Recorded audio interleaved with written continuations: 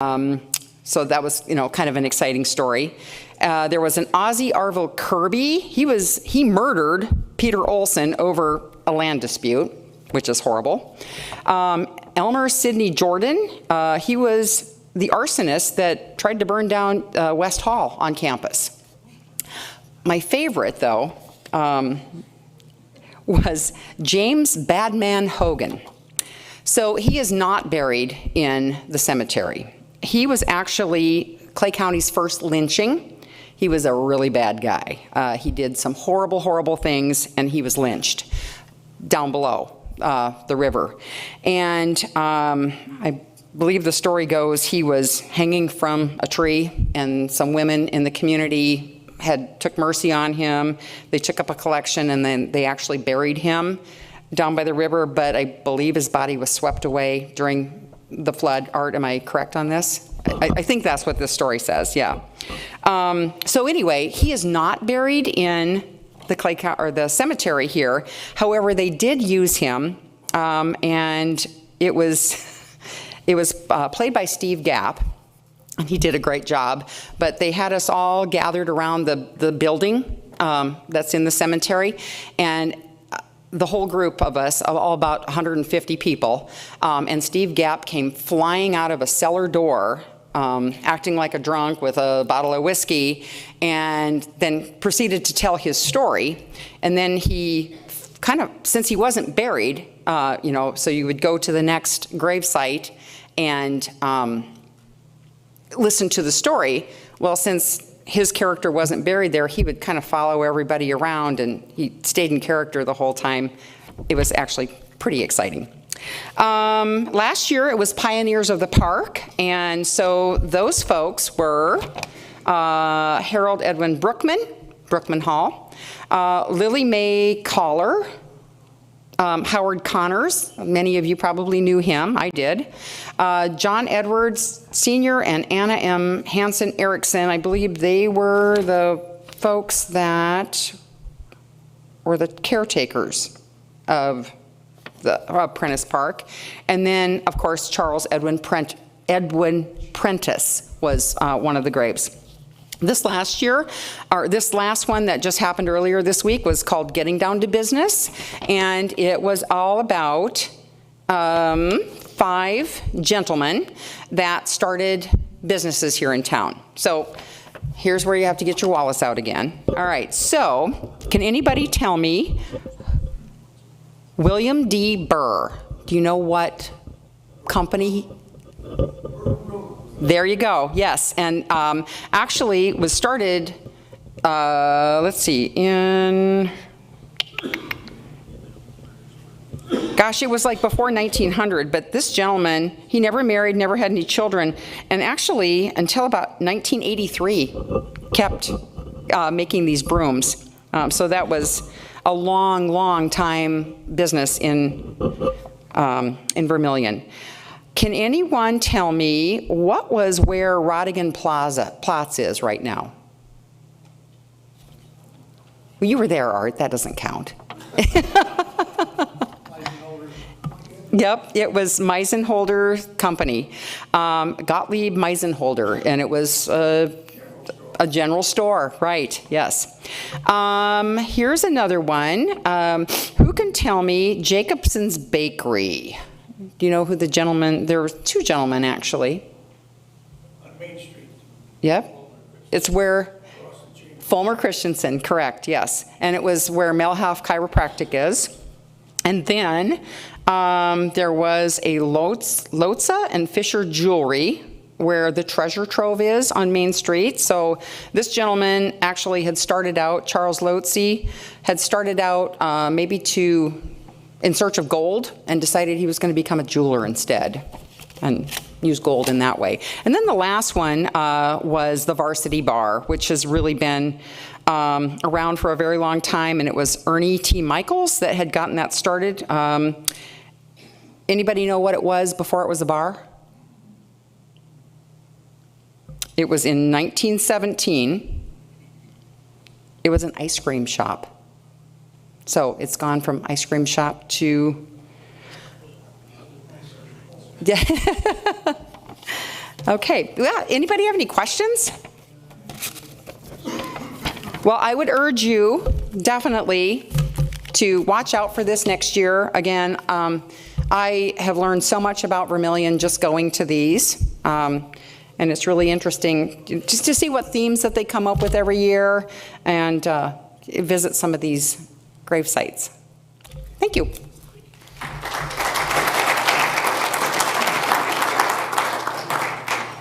That was genuine applause. Good job, Deb. Good job. So if you're like me, you've only been here in Vermillion. I've been here for 12 years, so I don't know any of that history. That was kind of an expensive, session for me. So just a reminder that if you don't, you guys brought ones. Okay, good job.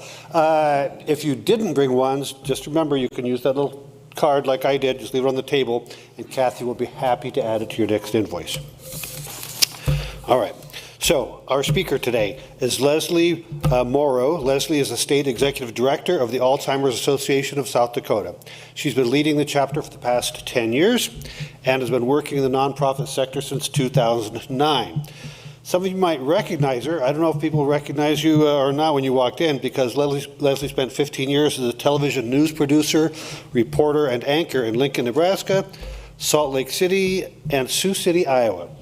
She ended her broadcasting career in Sioux Falls, where she worked as an evening anchor on KSFY TV. That's also where she met her husband, Tom. They have a 12-year-old son and an appropriately named dog, Ruckus. Please join me in welcoming Leslie Morrow.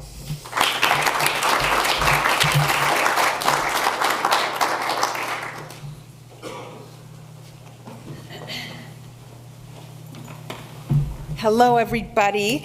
I'm going to look at my time here. I'm going to back up. I think these got advanced just a little bit, and I want to be mindful of your time, so I'm going to zip right through. But it's so nice to be with you guys today. I am from just south of Yankton on the Nebraska side. I'm with the Roo Pipers of the Yankton, Fordyce, Hardington group there. So this area of South Dakota is always close to my heart because it feels like home to me. So as Kevin said, I have been with the association for 10 years. It is as fulfilling as anything I've ever done before.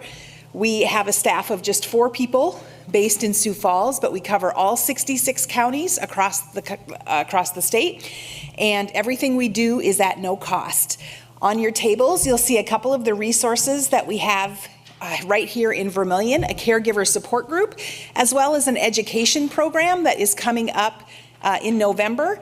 These are both being facilitated by 2 USD professors that we have here, that you have here, Allison Neighbor and Renelle Nissen, and they do a great job for us. So I guess my takeaway today for you is 2 things, regardless of how far we get into these slides. But it's number 1, that if you or somebody you know is impacted by this disease, that you know you're not alone, that there are resources and support for you, including some right here in Vermillion, and also that you take those things with you. If you don't know someone, please share that information with someone that is going through this journey right now. I think we are hard-pressed to walk down the street and find someone who has not been touched by this disease or see it play out in a family member, a neighbor, someone like that. So if you would do that for me, I would be so grateful. This kind of just goes over the mission of the Alzheimer's Association, which I know you can see. We are the largest nonprofit funder of Alzheimer's research in the world, behind only the US and the Chinese government. So that's something that not a lot of folks know. In fact, we're currently funding a professor right here at USD. He is one that is applied for the new to the field portion of the grants that we do. And he is looking at a molecule in the brain that traditionally he was manipulating to treat depression. And he found that it improved cognition as well. So he applied for a grant. We're funding 1,000 different projects all across the globe. So that's something that we're doing on the really global level there. But also you can see the care and support that we talked about, helping people understand risk reduction. So that deals with our mission. I think this is the most common question that we get from folks impacted by the disease or not, which is the difference between Alzheimer's and the difference between Alzheimer's and dementia. They're used interchangeably sometimes when you hear people talk about it, or they'll say, well, I don't have dementia, but I have Alzheimer's. Dementia is actually an umbrella term about a set of symptoms. I kind of compare it to if you have the sniffles, that is the symptom you're having, but there are a number of reasons why you might have the sniffles. Is it allergies? Is it a sinus infection? Is it a cold or what have you? So that's what dementia is. It is that set of symptoms that deals with your cognition, how you carry out your everyday life. But there are a number of reasons that would be happening. Alzheimer's is the most common form of dementia. And I know I have some physicians here as well that could probably come up and speak to you more in depth about it, but I'll stay pretty high level. Vascular dementia is often accompanied by those who've had a series of strokes or TIAs. Lewy body dementia sometimes accompanies Parkinson's disease. You might be familiar with Robin Williams. He had Lewy body dementia. Frontotemporal dementia is the front of the brain, often associated with speech issues and emotions, that kind of thing. Bruce Willis right now has primary progressive aphasia associated with frontotemporal dementia, which is also known as FTD. And then the tricky part is some folks have a mixed dementia where they have a couple of these things going on at the same time. We, as the Alzheimer's Association, even though Alzheimer's is all you hear in our name, our official name is Alzheimer's and Related Disorders Association. So it matters not what form of dementia you might have. We're there to help them no matter which kind. So again, this kind of goes over what Alzheimer's really is. I think people are most familiar with the memory portion of it, but it does go into thinking and behavior. It's progressive and, and it does eventually lead to death at this point, with someone probably ultimately not knowing how to swallow. Those kinds of things is how that looks at the end. In the early stages, though, that short-term memory loss is rather mild. People carry on fruitful lives at first, but it does, again, progress until it's ultimately fatal. We do know that some populations are at more risk for this disease than others. Black Americans about twice as likely to have Alzheimer's as white Americans. Hispanic Americans, 1.5, I don't know why it's doing that, 1.5 times as likely. And then women are really at the epicenter of this disease. That 2/3 of Americans living with it right now are women, but then on the flip side, they often are also commonly the caregivers as well in these situations. So ladies, we sometimes get it from both sides with this disease. You probably know, if you've seen someone living with this disease, that the impact of it is great. We know that it takes a toll on caregivers especially. They report higher levels of physical problems, depression, things like that. It takes a financial toll. It can be a long disease going anywhere from 2 to 20 years. And so that, if you're talking about long-term care, can get expensive. So this is just kind of highlighting some of those impacts. And it also expresses why it's important that someone like the Alzheimer's Association is there to help people navigate this journey. These are what are the key 10 warning signs of Alzheimer's disease. And we were talking at our table about, there's plenty of jokes about Alzheimer's and having a senior moment and things like that. And I am not touching it, I promise. I don't know why it's doing it. But someone with Alzheimer's does not have to show all of these. They might show some of them. But I do think it's important to differentiate between what is normal aging of the brain, and age is the largest risk factor for this disease. But for instance, a lot of people say, I think we've all had those times we walk into a room and we forget what we went in there for. Or we think back to our favorite song or a song that we knew growing up and we cannot think of the band who sang it, who played it. Those kinds of things are a normal part of aging. Your brain is aging just like your liver, your heart, every other part of it. It's when you really forget things. Someone once said, it's not forgetting where your checkbook is, it's forgetting what your checkbook is for. And so we say anytime you have something that is impacting your daily life, if there was a recipe that your mother always knew like the back of her hand, and suddenly she can't remember how to put those ingredients in order, or your dad loved to golf twice a week and suddenly he has no interest in golfing anymore because he can't remember how the game goes, or the golf goes, that's one of the things that we would suggest that you go talk to your physician about. There are a number of reasons that someone might be experiencing dementia-like symptoms that don't have to do with disease. My mother-in-law went an entire summer with her doctor telling her she believed she had Alzheimer's, when in fact it turned out her CPAP machine was not functioning correctly. She wasn't getting enough oxygen at night, and it was presenting in a lot of the same ways that dementia would. So we just suggest, if you are experiencing one of these, a shift in your daily life that is new, to just have a talk with your clinician or your physician and see what might be going on there and get to the bottom of it. When I first started at this job, I heard so often, why would I ever want to know if I have Alzheimer's? There's nothing we can do about it anyway. Thankfully, that is changing. At that time, we have always advocated for early detection and diagnosis, mostly because at that time, there's great peace in knowing that you have a say in your care, in the planning. Perhaps you've been waiting to take that big trip of a lifetime. You might want to do it now. But the good news is, in that time, treatments have moved so rapidly that now the treatments that we'll talk about, I hope, are best in the early, or most effective, only effective in the earliest stages of the disease.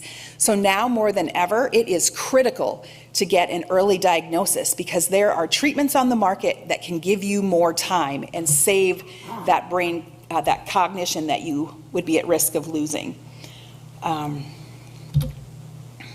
Let's see, sorry. I just want to mention, so the two, for a long, long time, over a dozen years, you probably have heard of Aricept and Namenda. And those were the two treatments that really they treated the symptoms of the disease, but they didn't treat the underlying cause of Alzheimer's.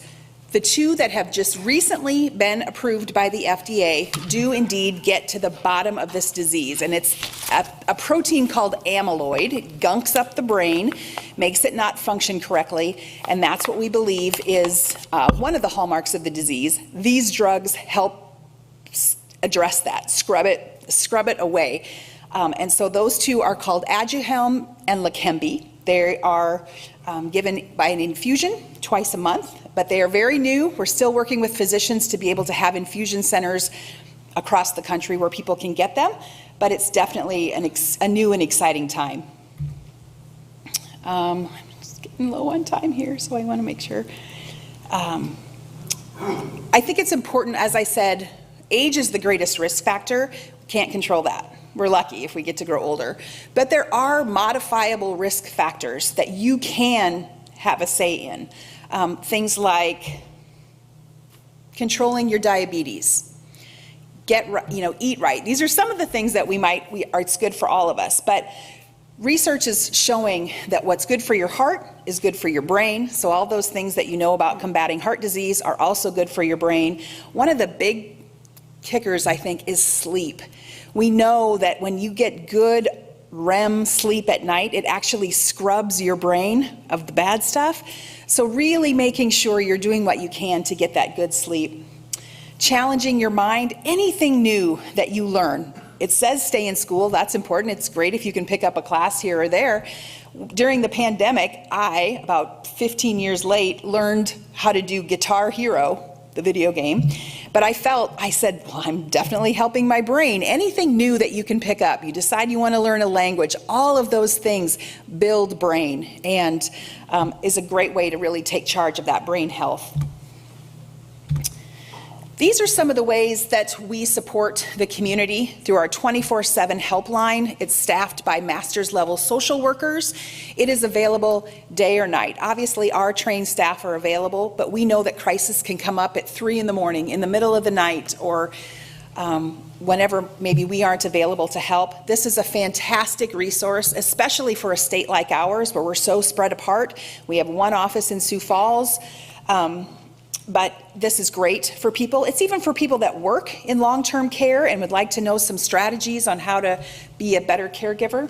And then, as I mentioned, we have free support and education right here, boots on the ground in South Dakota. That's delivered by Allison and Rennell, the support group that's here.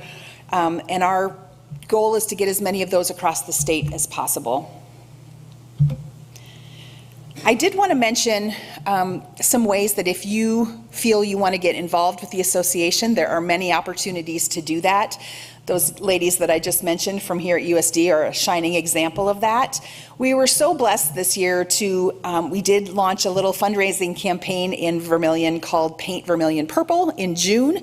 We're going to talk a little bit about that coming up here. It's just one of our we have 2 fundraising campaigns, and that is one of them. But we are looking for involvement for that event for this year, as well as all these different ways, whether it's public policy and having a say at the state or the federal level, all kinds of ways to connect with us. This is our president and founder. This was his motto of how he wanted to do what we could do with our time. His name is Jerry Stone. Oh, sorry, did I skip the one? I think I skipped one. I don't know where it went. Anyway, I am happy to take questions if we have time for them. If we do not, I certainly don't want to hold anyone up either. I feel like I did a really quick version, but. We have a couple of moments. I have a quick question. Sure. So how does early disease diagnosis So there are assessments that your primary care physician can do right in the office. They're called like a mini MOCA or a SLUM. Those are different abbreviations for them, and Doctor can probably talk about it. But those, if anything, you can ask for them at your annual wellness check to get a baseline, because that's so critical to know where you started, to know if you're past that. And they'll do some simple things. Maybe some of you have heard they'll have you draw the face of a clock.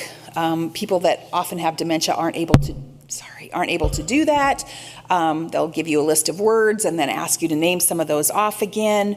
So it can start there. If they sense that something's wrong, they'll probably refer you to a neurologist. It's a lot of ruling out at first when it comes, ruling out other things. Anyone else? I'm happy to stick around if someone has questions. I can connect you with our resources as well here if you'd like some more information. But again, I'm just grateful for you and for your willingness to learn more about this disease, and for the way that Vermillion has stepped up for us. I know they can welcome more people to that support group. They'd really like to see some folks there. So if you wouldn't mind sharing that, I'm grateful for that as well. Thank you for the time.